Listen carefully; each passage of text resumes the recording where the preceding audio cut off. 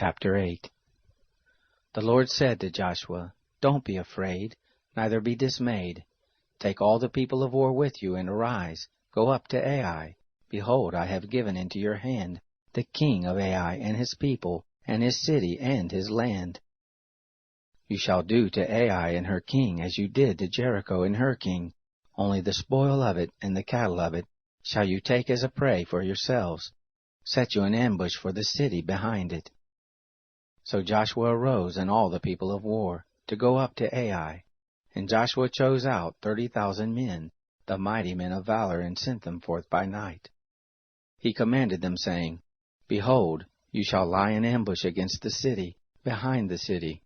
Don't go very far from the city, but be ready. And I and all the people who are with me will approach to the city. It will happen when they will come out against us at the first, that we will flee before them, and they will come out after us, until we have drawn them away from the city, for they will say, 'They flee before us as at the first, so we will flee before them.' And you will rise up from the ambush, and take possession of the city, for the Lord your God will deliver it into your hand. It will be, when you have seized on the city, that you will set the city on fire.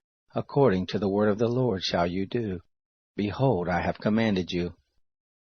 Joshua sent them forth, and they went to set up the ambush, and stayed between Bethel and Ai on the west side of Ai.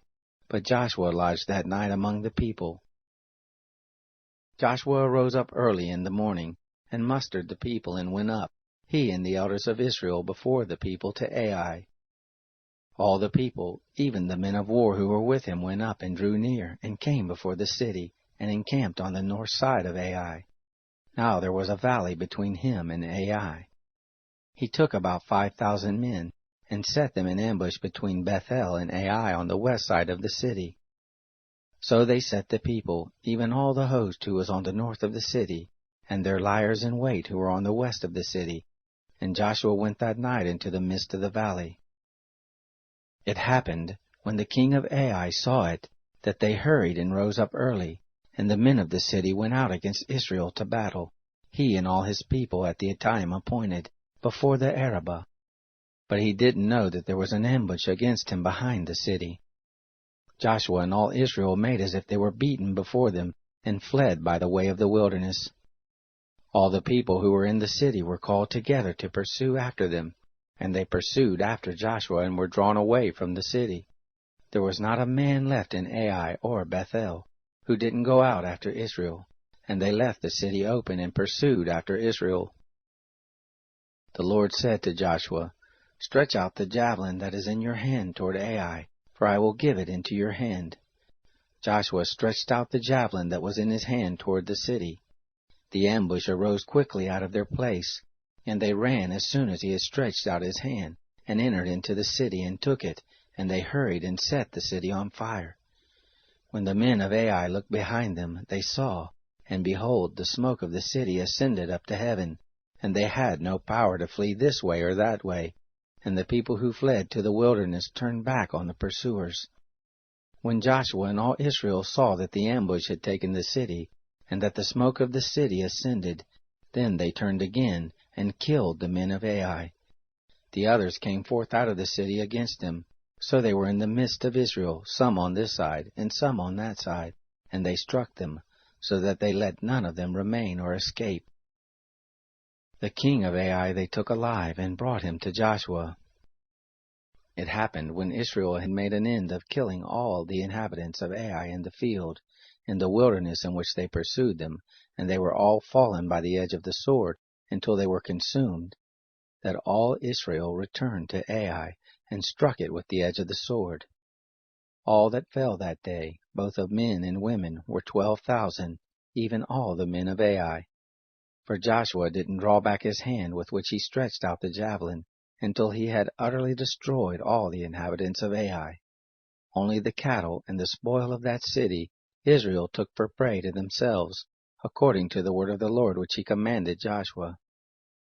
So Joshua burnt Ai, and made it a heap forever, even a desolation to this day. The king of Ai he hanged on a tree until the evening, and at the going down of the sun Joshua commanded, and they took his body down from the tree, and cast it at the entrance of the gate of the city, and raised thereon a great heap of stones to this day. Then Joshua built an altar to the Lord, the God of Israel, in Mount Ebal, as Moses the servant of the Lord commanded the children of Israel, as it is written in the book of the law of Moses, an altar of uncut stones, on which no man had lifted up any iron, and they offered thereon burnt offerings to the Lord, and sacrificed peace offerings. He wrote there on the stones a copy of the law of Moses, which he wrote in the presence of the children of Israel.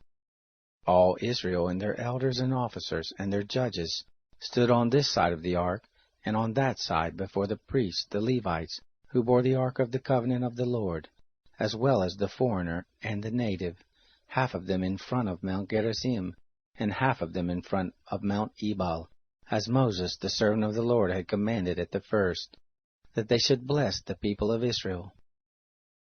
Afterward he read all the words of the law, the blessing and the curse, according to all that is written in the book of the law. There was not a word of all that Moses commanded, which Joshua didn't read before all the assembly of Israel, and the women, and the little ones, and the foreigners who were among them.